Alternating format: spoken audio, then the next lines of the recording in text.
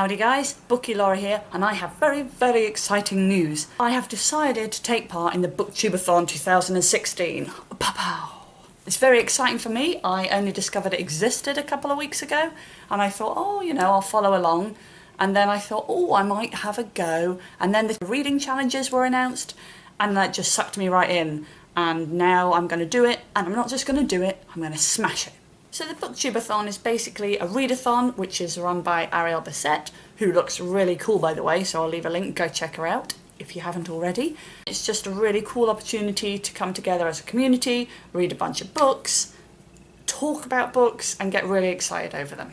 So the BookTube-A-Thon 2016 is running from the 18th of July through to the 24th of July. The very exciting thing about that for me is that actually I'm a school teacher and I finish work on the 20th.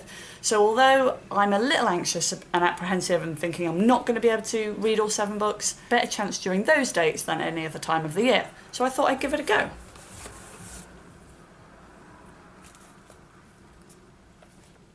As I said, there are 7 challenges.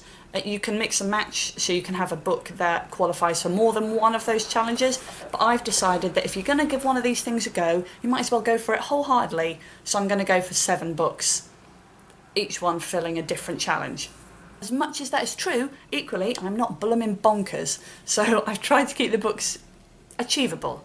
I am not the world's fastest reader. Let's take it gently and let's pick some slightly shorter books. So all in all, there are just over 900 pages when you add them all together, so I feel this is doable. It is. So the first reading challenge is to read a book with yellow on the cover. Now for this, I took a book that was already on my TBR. That is why I went with this book, which is Touching the Void by Jo Simpson. I'm not even 100% sure this is supposed to be yellow or whether it's just a really old copy of the book, but the writing here is definitely yellow. So that is a book with yellow on the cover.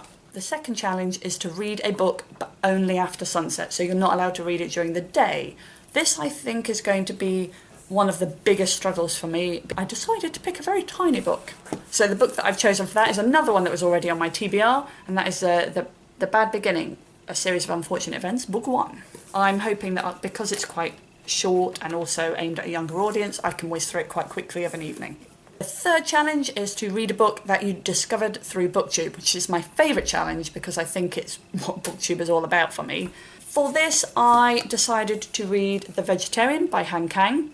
This I discovered through Vienna Waits Books, through Kristen, and was highly recommended, has intrigued me no end, and I'm really excited to read it. Challenge number 4 is to read a book by one of your favourite authors. In the end, I went with one of my lesser known favourite authors, a guy called Luke Smitherd, who's self-published, etc, etc, etc. It is on my Kindle, but it is called The Man on Table 10. Again, a relatively short book, but I love his style of writing, so I'm really excited to get into that.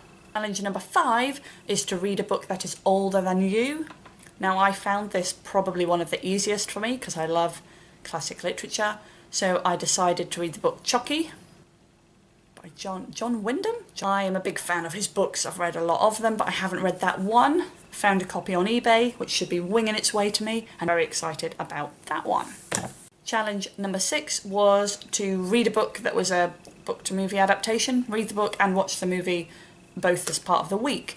This for me was the biggest difficulty because if I'm dedicating my free time to reading, how on earth am I going to fit in watching a film as well? I decided to choose a children's book that I would then read to my son, and we can watch the film together because actually that's a lot easier than trying to find time to watch a grown-ups film. So I chose for this one Where the Wild Things Are, which I have never read, but I think he will enjoy it and we will enjoy watching the film. The final challenge is to read 7 books altogether.